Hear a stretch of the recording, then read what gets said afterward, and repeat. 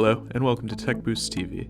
Today, I'm going to show you how to install a hard drive and a solid-state drive into a Dell 7810 workstation. Before beginning, we recommend checking with the manufacturer to make sure the latest firmware is installed. For this installation, you may need a Phillips head screwdriver. Please check out the quick spec link in the description below to learn more about hard drive and solid-state drive compatibility for the Dell 7810.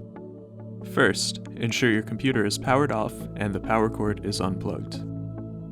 Next, press and hold the power button until the white light is completely shut off to ensure there is no residual power remaining on the motherboard. To open the workstation, lift the latch found on the side. The hard drive trays are located near the bottom of the system. Remove a tray and place the hard drive inside, ensuring the 4 pins on the tray line up with the 4 holes found on the hard drive.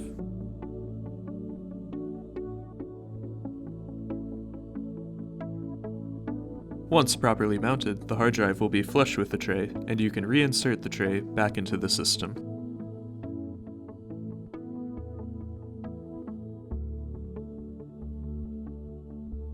Connect the data and power cables to finish the installation.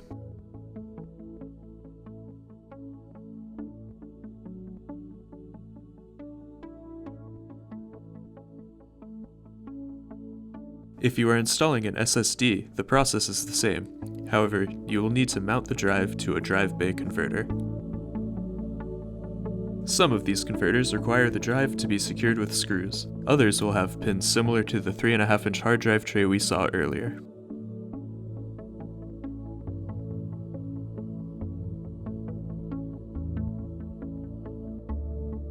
Once the SSD is secured to the converter, the rest of the process is the same. Just place the tray back in the drive bay and attach the power and data cables.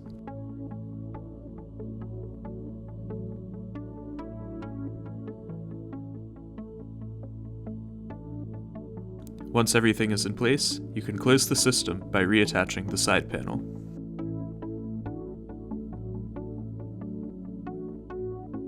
If you found this video helpful, please hit the like and subscribe buttons below, and be sure to visit tekboost.com to take advantage of our great deals on all your IT hardware needs.